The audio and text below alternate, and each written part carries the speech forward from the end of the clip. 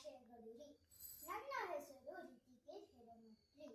ನಾವು ಇವತ್ತು ಬಾಗಲಕೋಟೆ ಬಗ್ಗೆ ಮಾತನಾಡುತ್ತಿದ್ದೇವೆ. ಉತ್ತರ ಕರ್ನಾಟಕದ ಪ್ರಮುಖ ಜಿಲ್ಲೆ ಬಾಗಲಕೋಟೆ. ಕರ್ನಾಟಕದ ಉತ್ತರ ಭಾಗದಲ್ಲಿ ಮತ್ತು 1997ರಲ್ಲಿ ಬಿಜಾಪುರ ಜಿಲ್ಲೆಯಿಂದ ಪ್ರತ್ಯೇಕಗೊಂಡು ಹೊಸ ಜಿಲ್ಲೆಯನ್ನು ಸ್ಥಾಪನೆಯಾಯಿತು. ಇದು ಚಾಲುಕ್ಯರ ಆಡಳಿತಕ್ಕೊಳಪಟ್ಟಿದ್ದ ಶ್ರೀಮಂತ ಇತಿಹಾಸ ಹೊಂದಿರುವ ಪ್ರದೇಶವಾಗಿತ್ತು. ಐಹೊಳೆ, ಬಾದಾಮಿ ಮತ್ತು ಪಟ್ಟಿದ್ದಕಲ್ಲಂತಹ ಪ್ರಮುಖ ಪುರಾತತ್ವ ತಾಣಗಳನ್ನು ಹೊಂದಿತ್ತು.